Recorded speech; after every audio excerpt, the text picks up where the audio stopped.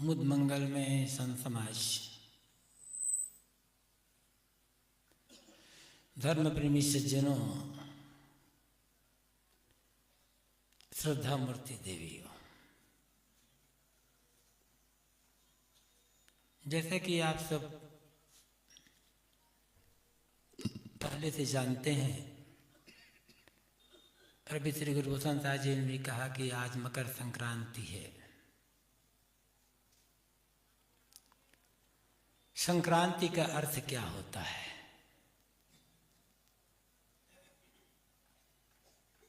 संक्रांति शब्द संक्रमण से बना है। संक्रमण का अर्थ होता है एक जगह से दूसरी जगह पर गमन करना, यात्रा करना।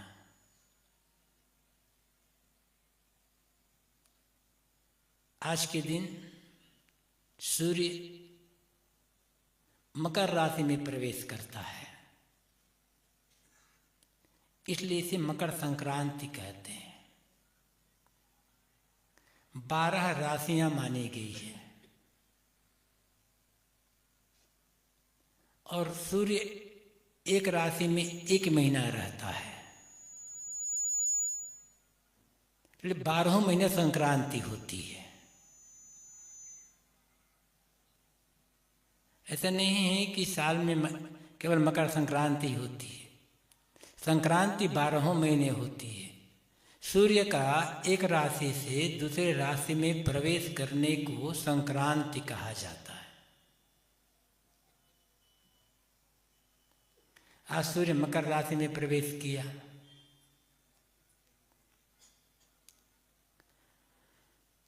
हमारे जीवन में संक्रांति कब घटित होगी? क्या हमारे जीवन में भी संक्रांति हो सकती है?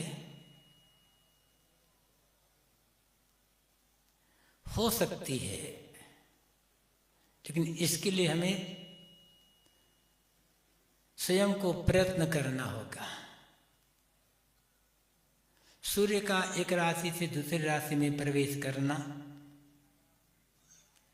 एक प्राकृतिक घटना है।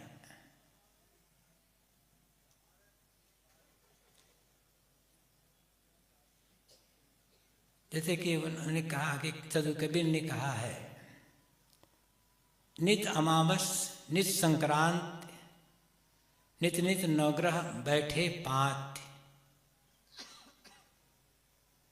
जो ज्ञानी पुरुष होते हैं उनके लिए नित्य अमावस्या है, नित्य संक्रांति है और नित्य नित्य अर्थात रोज नवग्रह एक पंक्ति में बैठते हैं। आकाश में नवग्रह माने गए हैं। अरे नवग्रह एक सिधाई में कभी नहीं आते। आएंगे तो ये बड़ी खगोलीय घटना होगी। है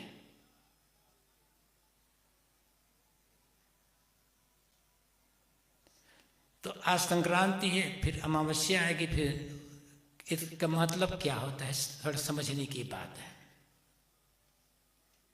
जैसे मैंने कहा कि सूर्य का एक राशि से दूसरी राशि में प्रवेश करना संक्रांति है, ऐसे ही हमारे जीवन में संक्रांति को घटित करना है। अज्ञान से ज्ञान की ओर प्रवेश करना, देह भाव से आत्मभाव में मन का लगना, क्रोध से क्षमा की ओर, बैर से प्रेम की ओर, हिंसा से अहिंसा की ओर, घृणा से प्रेम की ओर, मोह से भक्ति की ओर मन का लग जाना, इस संक्रांति है जीवन की। हर आदमी के मन में अज्ञान है, और अज्ञान की पहचान क्या है कि हम शरीर में हैं, दुखी हैं, यह अज्ञान का लक्षण है। हमारे अंदर अज्ञान न होता, पूर्ण आत्मज्ञान हो गया होता, तो आज शरीर में रहते क्यों?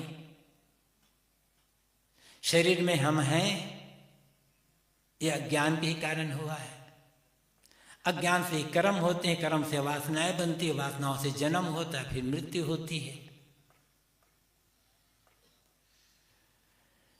यदि मन दुखी है तो अज्ञान है। ज्ञान का लक्षण है दुखी ना होना। ज्ञान का अर्थ बहुत जानना नहीं होता है। ज्ञान का अर्थ है किसी भी परिस्थिति को लेकर, किसी भी घटना या किसी भी बात को लेकर मन का दुखी ना होना, हर परिस्थिति में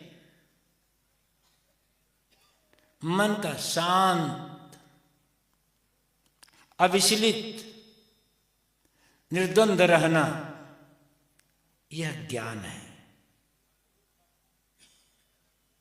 तो अज्ञान तो है ही मन में।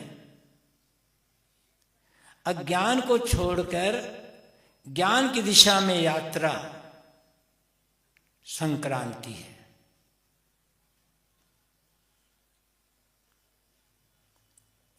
अनेक प्रकार के विकार हैं मन में। अज्ञान होगा तो विकार होंगे, और ज्ञान यदि हो गया तो विकार समाप्त हो जाएंगे। तो विकार जितने ज्यादा होंगे मन उतना मलिन होगा। तो मन की मलिनता से निर्मलता की ओर यात्रा करना, निर्मलता के लिए प्रयास करना, निर्मलता को जीवन में लाना, इस संक्रांति है। मैंने कहा था हर आदमी के मन में क्रोध है, और सब जानते हैं कि क्रोध का परिणाम कितना गलत होता है। क्रोध को छोड़कर क्षमा की ओर यात्रा करना, क्रोध भाव त्याग कर क्षमा भाव मन में रखना, संक्रांति। आप इसको ऐसे बढ़ाते चले जाए। थोड़े में कहे तो दुख से सुख की ओर यात्रा संक्रांति है। दुख तो किसी को पसंद नहीं है। हर आदमी अपने अपने ढंग से दुख को मिटाने के लिए प्रयत्न कर रहा है। अब किसका दुख कितना मिटा है या मिट रहा है, यह अलग बात है। दुख तो है मन में। दुख का घटते जाना और सुख का बढ़ते जाना। जितना दुख घटेगा उतना सुख बढ़ेगा।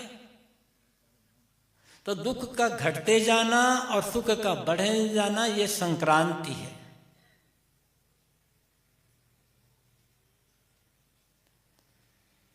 हमारा जीवन दो तत्वों के मेल से खड़ा हुआ है, जड़ और चेतन।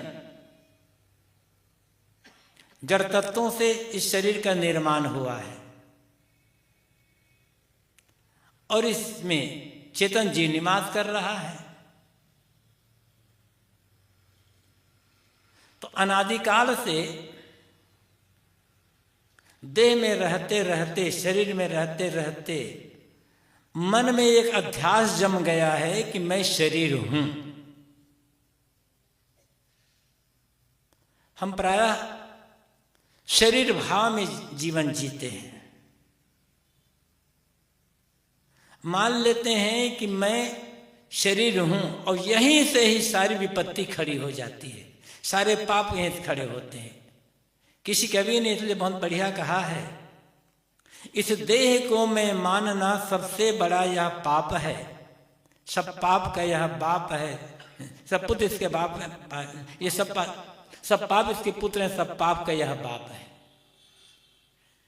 जिसके मन से देह भाव मिट जाएगा वो पाप क्यों करेगा? सारा पाप शरीर को लेकर के होता है, शरीर संबंधी प्राणी पदार्थों को लेकर के होता है। निश्चित है, शरीर का निर्वाह करना मजबूरी है, लेकिन शरीर तो एक दिन मिट्टी में मिल जाएगा। सबका मिला है, हमारा भी मिलेगा। तो मन में ये भाव कुट कुट कर भरा हुआ है कि मैं शरीर हूं, इसलिए सुबह से शाम तक हम शरीर के लिए ही प्रयत्न करते रह जाते हैं, और जिसके कारण ये शरीर है, शरीर जीवित है, शरीर सुंदर लग रहा है, उस जीव का हमें रंच मात्र भी ख्याल नहीं होता है।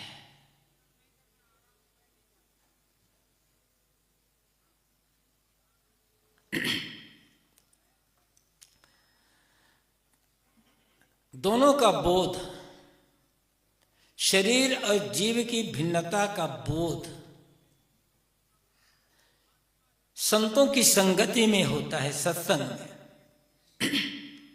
जब उनके आत्म विचार पर उपदेश सुनते हैं, ज्ञान सुनते हैं, तब अब धीरे धीरे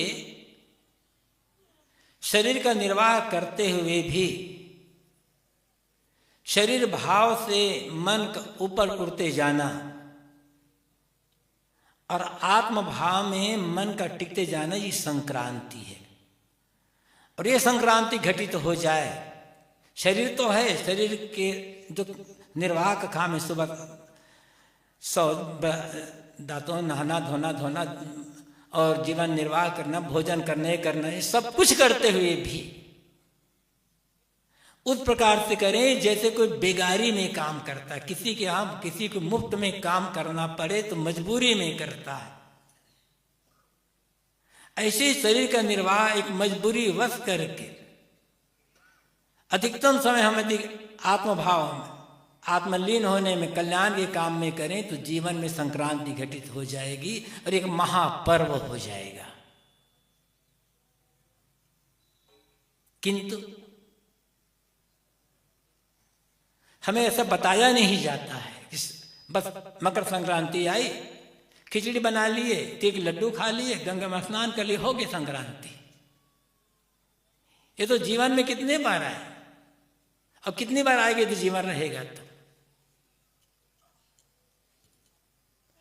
ध्यान में बैठे, भजन करने तो बैठते हैं, बहुत लोग करते हैं, अनेक लोग ध्यान में बैठते हैं, और जैसे ध्यान में बैठे ऐसे कहाँ के कैसे विचार मन में आने लग जाते हैं, अनेक प्रकार के विचार। उन विचारों को छोड़ते जाना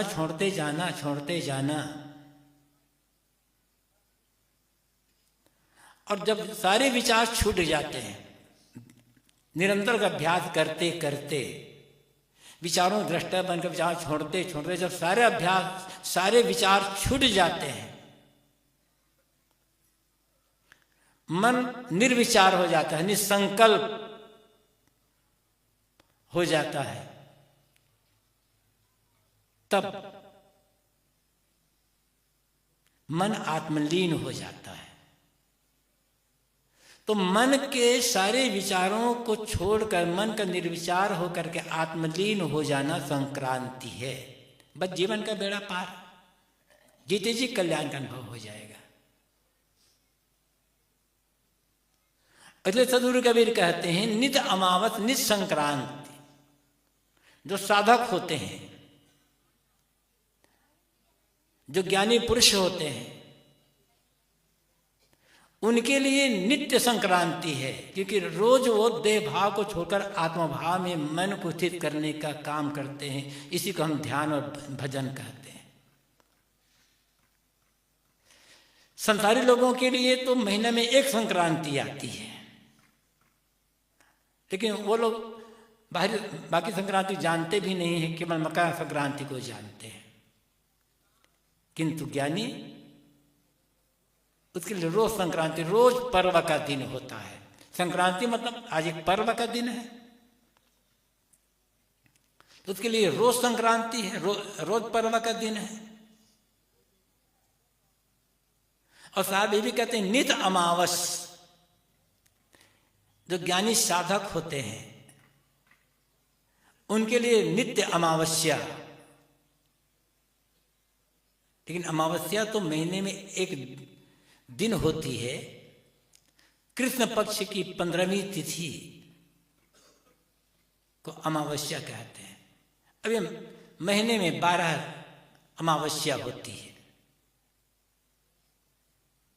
लेकिन सदगुरु कबीर कहते हैं नित अमावस। ज्ञानी के लिए, साधकों के लिए नित्य अमावस्या है। तो नित्य अमावस्या कैसे होती है? अमावस्या शुद्ध शब्द है अमावस। अमा का अर्थ होता है साथ साथ, वस का अर्थ होता है बसना, रहना, साथ साथ रहना, साथ साथ चलना अमावस है। तो किसका साथ साथ रहना, किसका साथ साथ चलना? अमावस्या के दिन सूर्य और चंद्रमा दोनों साथ उदित होते हैं। बाकी अमावस्या को छोड़ करके सूर्य और चंद्रमा दोनों का उदय एक साथ नहीं होता है। कभी 12 घंटे का अंतर हो जाता है, कभी 10 घंटे का, कभी घंटे 2 घंटे का अंतर। लेकिन अमावस्या के दिन पूरब में सूर्य उगा, उसी चंद्रमा उगा, लेकिन सूरज के प्रकाश में चंद्रमा दिखाई नहीं पड़ता, क्योंकि चंद्रमा सूर्य से ही प्रकाशित है। और जब सूर्य ही उग गया तो चंद्रमा दिखाई कैसे पड़ेगा? तो चंद्रमा और सूर्य दोनों का उदय एक साथ होता है, इसलिए उस दिन को अमावस्या कहा जाता है। और दोनों दिन भर साथ साथ रहते हैं, फिर अस्त हो जाते हैं। तो इस महीने में एक घटना एक दिन घटित होती है। ज्ञानी के लिए सदगुरु कबीर कहते हैं नित अमावस, रोज रोज अमावस्या है। तो ये रोज रोज अमावस्या कैसे होगी?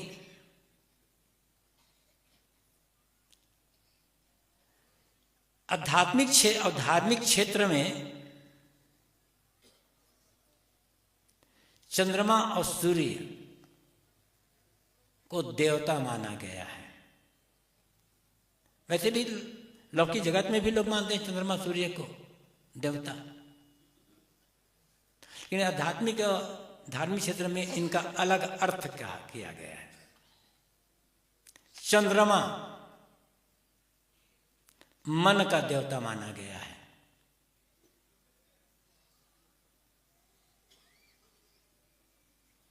और सूर्य आंख का देवता माना गया है।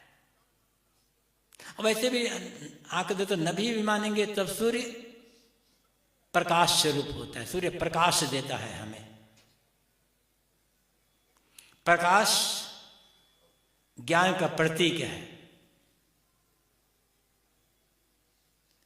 चंद्रमा में अपना खुद का प्रकाश नहीं है। चंद्रमा में जो प्रकाश दिखाई पड़ता है वो सूर्य का प्रकाश है।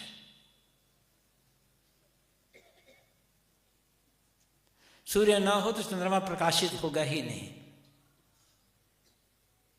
तो कहा कि चंद्रमा मन का देवता, सूर्य प्रकाश स्वरूप, प्रकाश ज्ञान का प्रतीक, और ज्ञान जीव का लक्षण होता है। ज्ञान जीव का गुण है, जीव का धर्म है, जी है। मन में ज्ञान नहीं है, ज्ञान जीव में है। तो जैसे चंद्रमा में अपना कोई प्रकाश नहीं होता, चंद्रमा सूर्य से प्रकाशित होता है, ऐसे मन की कोई शक्ति नहीं है। जीव की शक्ति से ही मन शक्तिमान बना हुआ है। जीव की प्रेरणा, जीव के ज्ञान से ही मन ज्ञानवान लगता है। जीव अपना ज्ञान खींच ले तो मन तो अंधकार धर्मा है, जड़ है।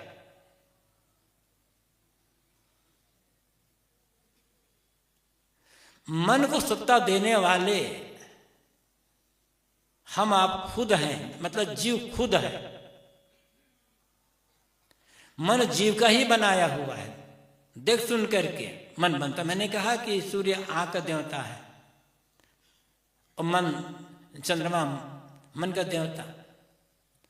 तो सदगुरु कबीर ने कहा है, नैनन आगे मन बसे, पलक पलक करे दौड़। नेत्रों के आगे मन बसता है। जो हमें दिखाई पड़ता है आंखों से, मन उसी चिंतन करने लग जाता है। जितना आंख वाले व्यक्तियों का मन चंचल होता है,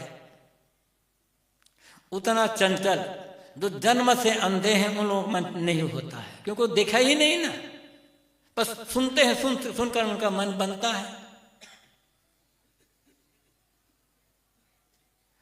जो जन्म से नेत्रहीन होते हैं उनकी स्मरण शक्ति इसलिए बहुत तीव्र होती है, क्योंकि उन्हें बाहरी चीज देखी नहीं है, तो उनकी कल्पना भी नहीं होती, उनके स्मरण भी नहीं होता।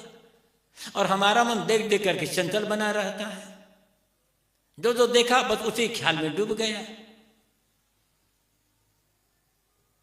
ये मन जो आंखों से जो देखते हैं उसके ख्याल में डूबा रहता है मन। इसीलिए हमें अपने आप से मुलाकात नहीं होती, हम अपने आप को नहीं देख पाते। और जब आंखों से दिखाई देने वाला जो दृश्य है, मन उनका चिंतन करना बंद कर देगा, तब शेष क्या रहेगा? फिर किसका चिंतन होगा? आत्मचिंतन होगा। तो नित अमावस, मैंने कहा था कि चंद्रमा में प्रकाश नहीं, प्रकाश सूर्य में है, और सूर्य के प्रकाश से चंद्रमा छिप जाता है, दिखाई नहीं पड़ता, इसलिए अमावस कहते हैं। ऐसे ही जब मन आत्मा में छिप जाए, आत्मलीन हो गया, मन दुनियादारी के राग रंग की भावना करना छोड़ दे, उसका चिंतन करना छोड़ दे, मैं शरीर हूं ये भाव छोड़ दे, मन को बाहर से समेट कर अंतर्मुख कर लिया गया, तो अमावस्या हो गई। मन ने सोचना बंद कर दिया, अंतर्मुख हो गया मन, बिल्कुल शांत हो गया मन, अमावस्या हो गई।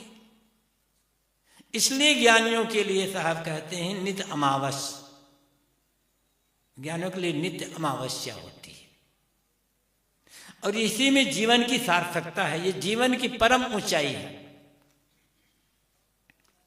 बाहरी उपलब्धियां चाहे कितनी भी कुछ न हो, क्यों ना हो, उससे जीवन की सार्थकता नहीं है। उपलब्धियां बटोरने के लिए जीवन नहीं मिला है। हम और आप तो बहुत साधारण आदमी हैं। बड़े बड़े ऐश्वर्यवान आए, एक से एक धुरंधर, बड़े बड़े तानाशाह आए, बड़े बड़े और कौन कौन विश्व विजेता आए, मिट्टी में मिल गए। कौन सी सार्थकता हुई? शरीर तो मिट्टी में जाएगा। लेकिन जिनको आप राजा महाराजा कहते हो, शहंशाह सम्राट कहते हो,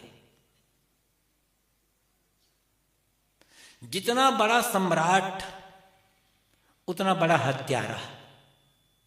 अजीब बात लगेगी ना? लाखों लोगों को मारने के बाद तब कोई सम्राट बनता है, निर्दोष लोगों को मारने के बाद।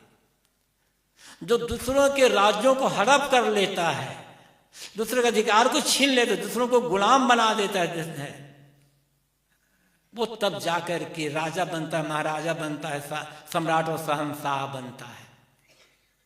लेकिन क्या वो निर्भय हो पाता है? क्या वो चैन की नींद सो पाता है? एक वाहवाही हो जाती है बस। मन तो वैसे के वैसे चंचल बना हुआ है, भटका हुआ है, अशांत है। तो शहंशाह बनकर, सम्राट बनकर के लाभ क्या हुआ? और जिसने दुनिया को अधिकार में करने की लालसा छोड़कर अपने आप को अपने अधिकार में कर लिया, दूसरों पर विजय पाने की भावना क्रिया का त्याग करके जितने अपने आप पर विजय प्राप्त कर ली, जिसे आत्म विजय, ये आत्म विजयी होना, स्वराट हो जाना है। दुनिया को जीतने वाला सम्राट कहा जाता है और अपने जीतने वाला स्वराट कहा जाता है। एक नहीं, हजारों लाखों सम्राट एक स्वराट व्यक्ति के सामने कुछ भी नहीं है। लेकिन स्वराट कैसे होगा आदमी? कोई भी आदमी स्वराट हो सकता है, हर आदमी सम्राट नहीं बन सकता। कोई होता। आज तो फिर प्रजातंत्र का जमाना है पूरी दुनिया में।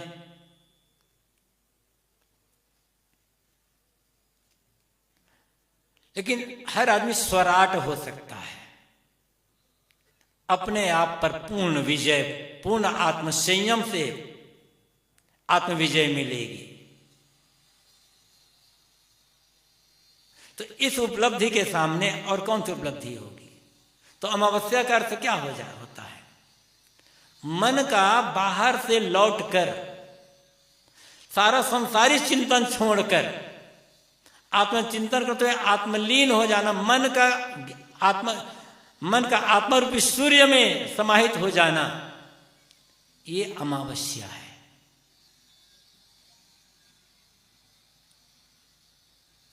और यही जीते जी मोक्ष है, जीवन मुक्ति की दशा होती है।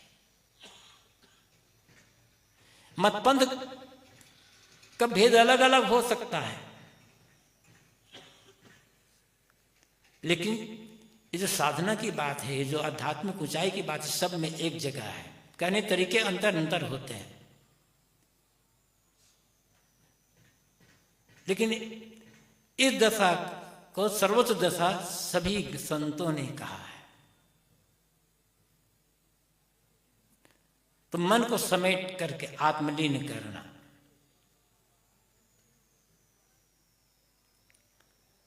मौलाना रूम एक बहुत बड़े सूफी संत हुए हैं। उन्होंने कहा है, चश्म बंदो गोश बंदो लब विबंद, गर्नबिन्नी सर्रह बरमन बखंद। आंखों को बंद कर लो, कानों को बंद कर लो, होठों को बंद कर लो, इतने पर भी सत्य के दर्शन ना हो तो मेरा मजाक उड़ाना। मतलब जब आंख, नाक, कान, जीभ बंद हो गए तो मन शांत हो गए। सत्य, हक मतलब सत्य, हक मतलब अधिकार भी होता है, लेकिन हक का अर्थ होता है सत्य। और सत्य क्या है? आपके भीतर जो बैठा हुआ आत्म तत्व, सबके भीतर बैठा हुआ जो आत्म तत्व है, वो परम सत्य है।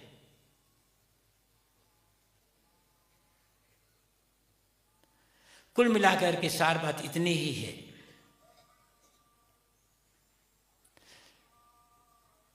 मन का संसारी चिंतन करना छोड़कर आत्मचिंतन करके आत्मलीन हो जाना,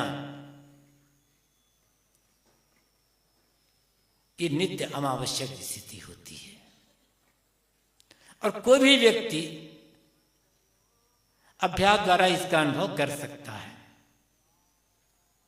फिर साहब कहते हैं, नित नित नवग्रह बैठे पात। बीजक के 49वें शब्द में ये साहब ने इसको कहा है, ये 49वें शब्द की पंक्ति है। नित नित नवग्रह बैठे पात। ज्ञानी साधकों के लिए रोज नवग्रह एक पंक्ति में बैठ जाते हैं। मैंने कहा कि जो ग्रह है खगोलीय पिंड है, आकाशीय पिंड। कभी 2-4 ग्रह एक पंक्ति में आ जाए तो बड़ी बात होगी,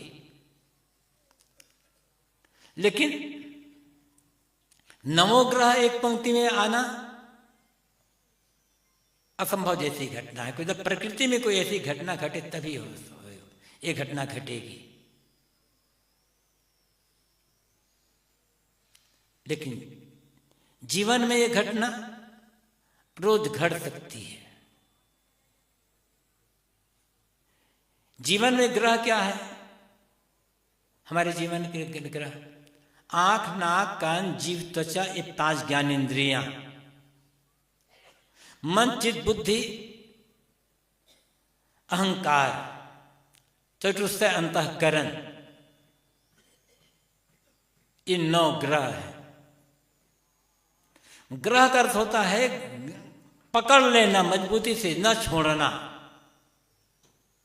ग्रसना, ग्रहण करना भी, पकड़ना। ये ऐसे ग्रह हैं जो आदमी को पकड़ लेते हैं और छोड़ते नहीं जल्दी। गलती हमारी है, इसलिए ऐसा होता है कि हम जो 5 ज्ञानेंद्रियां हैं उनसे संसार के विषयों को भोग करना चाहते हैं। मन, चित्त, बुद्धि, जो अहंकार है, अंतःकरण, इसे उन्हीं का चिंतन होता रहता है, इसलिए हम इनके वशीभूत हो जाते हैं। और जितना ही इंद्रियां चंचल होंगी, मन संसारी विषय चिंतन करेगा, बुद्धि संसार के भोगों में सुख का निश्चय करेगी, अहंकार के लिए वैसे कर्तुति होगी, परिणाम क्या होगा? दुख, पीड़ा, भव, बंधन।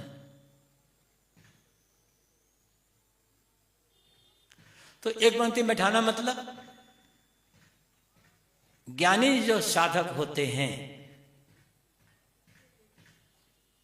इन 9 ग्रहों को, 5 ज्ञानेंद्रिय और चतुर्थ अंतःकरण, इन 9 ग्रहों को एक संयम रूपी पंक्ति में बैठा देते हैं। मतलब इन 9 का संयम कर लेते हैं। 9 का संयम हो जाना मतलब एक पंक्ति में बैठना है।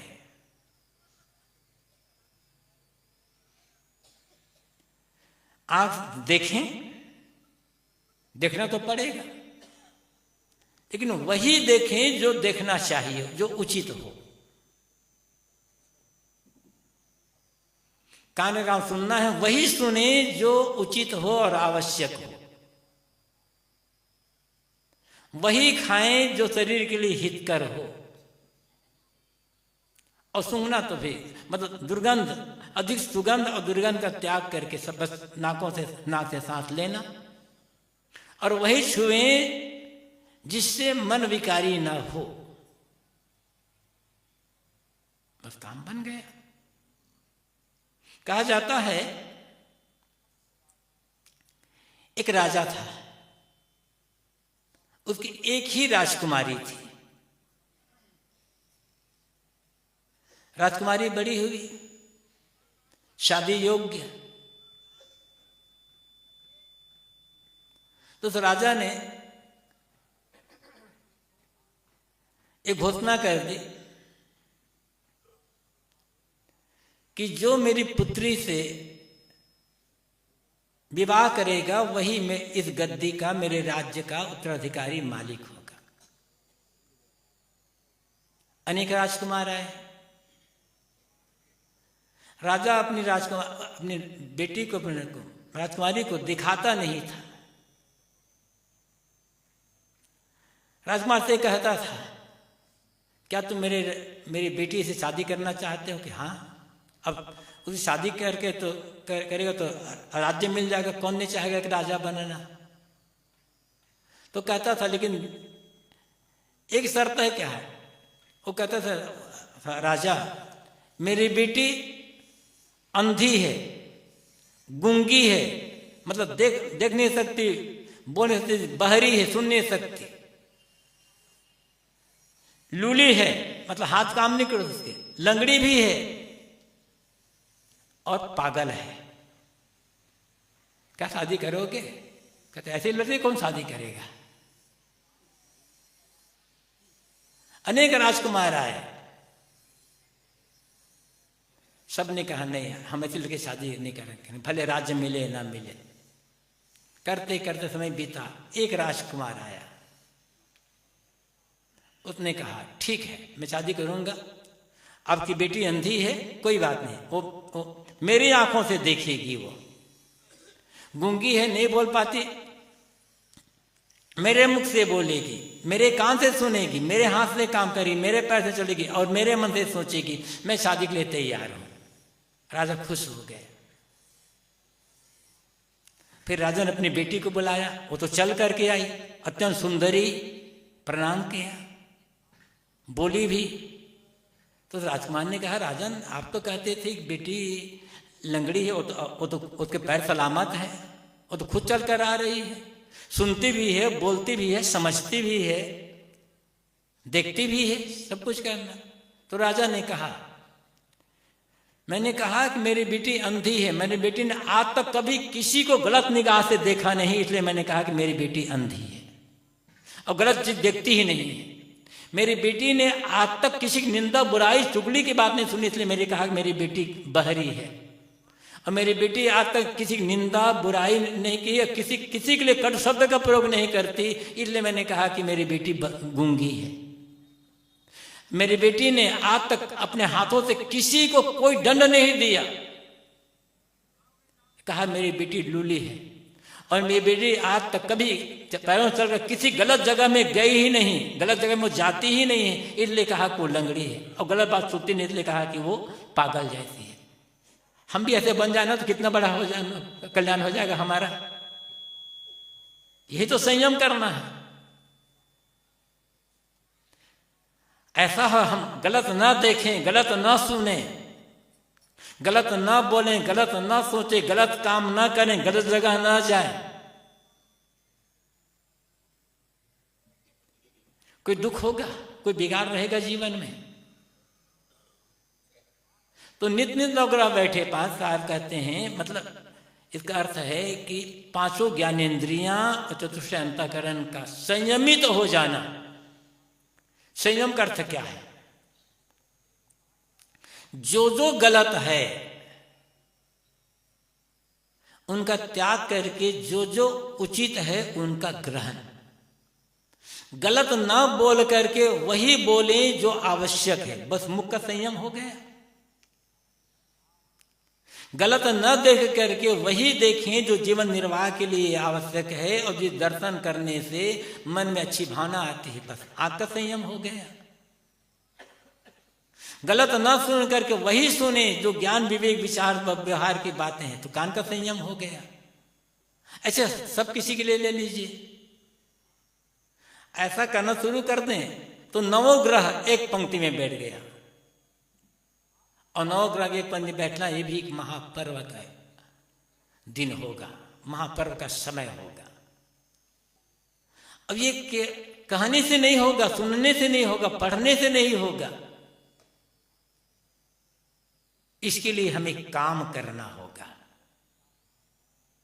संक्रांति की घटना, सूर्य का एक राशि से दूसरे राशि में प्रवेश करना, अमावस्या सूर्य चंद्रमा का एक साथ उदित होना, 9 ग्रह के एक पंक्ति में आ जाना। मैंने कहा कि यह खगोलीय घटना है, आकाशीय घटना, प्राकृतिक।